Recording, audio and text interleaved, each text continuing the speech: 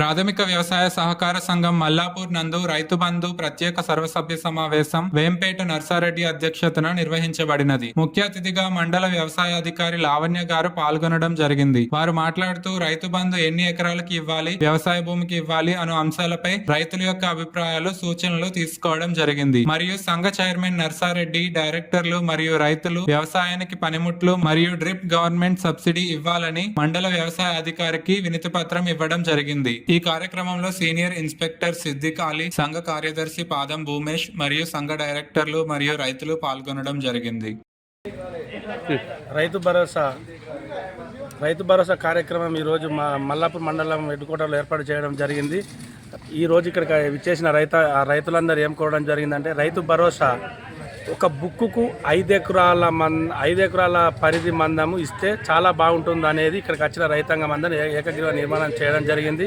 అలాగే ఇంతకుముందు ఇచ్చిన సబ్సిడీలు ఏదైతుందో ట్రాక్టర్కి సంబంధించిన కేజీవీలు కానీ, కల్టివేటర్ కానీ, గొర్రు కానీ ఇట్లాంటి ఒక 4-5 వస్తువులకు ఇస్తుండే ఇంతకుముందు ఇస్తుండే సబ్సిడీలు ఇప్పుడు అవి ఎత్తివేయడం జరిగింది. ఇప్పుడు కూడా అవి యథావిధిగా ఆ సబ్సిడీ ఇవ్వాలని కోరుకుంటూ, అలాగే ఏదైతుందో డ్రిప్ పైపులు కూడా ఇంతకుముందు సబ్సిడీ ఇస్తుండే, అన్ని పంటలకు ఇస్తుండే, ఇప్పుడు ఏది అవన్నీ ఎత్తేసి ఇవ్వడం లేదు. ఇప్పుడు కూడా డ్రిప్ పైపులు కూడా అన్ని పంటలకు సబ్సిడీ ఇవ్వాలని మన ఏవో మేరం గారికి, అలాగే మన సొసైటీ చైర్మన్ నర్సారెడ్డి గారికి వినతిపత్రం ఇవ్వడం జరిగింది.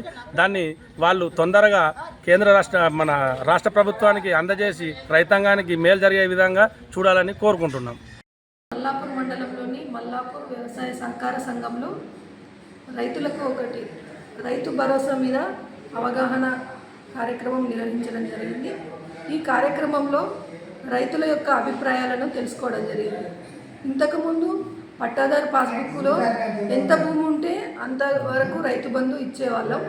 అయితే ఇప్పుడు రైతు భరోసా ప్రోగ్రాంలో 5 ఎకరాలకు ఇవ్వాలా, 10 ఎకరాలకు ఇవ్వాలా, 25 ఎకరాలకు ఇవ్వాలా అనేది రైతు వారిగా వారి అభిప్రాయం తీసుకోవడం జరిగింది. ఈ అభిప్రాయాలన్నీ ఒక అబ్స్ట్రాక్ట్ రూపంలో తయారు చేసి మేము ప్రభుత్వానికి నివేదించడం జరుగుతుంది. అదేవిధంగా రైతులు పనిముట్లకు 50% సబ్సిడీ, అదేవిధంగా డ్రిప్ కూడా 50% సబ్సిడీ ఇవ్వాలని వాళ్ళు కోరారు. ఈ విషయాన్ని కూడా మేము